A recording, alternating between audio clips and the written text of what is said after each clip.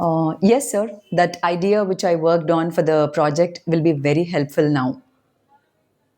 అని మీటింగ్లో మా కలీగ్ ఇట్లా అన్నాడు.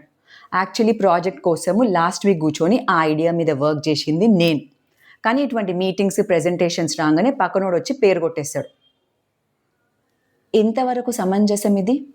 కొంచెం సేపు చూసినా దాని తర్వాత ఛాన్స్ తీసుకొని నేనే కల్పించుకొని sir like while I was doing research on this idea I came across some other important points which I would like to present it to the team అని చెప్పిన.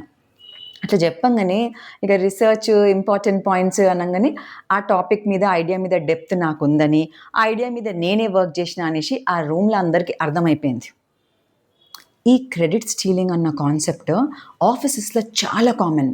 ఆఫీసెసే కాదు, ఫ్రెండ్స్ మధ్యలో, గ్రూప్ ప్రాజెక్ట్స్, కాలేజెస్లో, ఫ్యామిలీస్లో కూడా చాలా కామన్.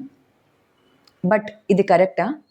ఎవరైతే కష్టపడ్డారో పేరు కూడా వాళ్ళకే రావాలి కదా. పక్కనోడు వచ్చి అట్లా కొట్టుకొని తీసుకొని వెళ్ళిపోతే ఎట్లా అనిపిస్తుంది?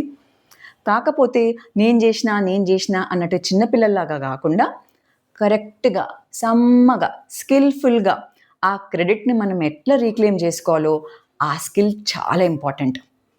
గుర్తుపెట్టుకోండి, ఎస్పెషల్లీ ప్రొఫెషనల్ వరల్డ్లో మన వర్క్ ఎంత డెడికేషన్తోని ఎఫర్ట్ పెట్టి చేస్తామో ఆ స్కిల్ ఎంత ఇంపార్టెంటో, చేసిన వర్క్కి క్రెడిట్ ఇంకా రికగ్నిషన్ని తెచ్చుకోవడము, విజిబిలిటీ తెచ్చుకోవడం కూడా ఆ స్కిల్ అంతే ఇంపార్టెంట్.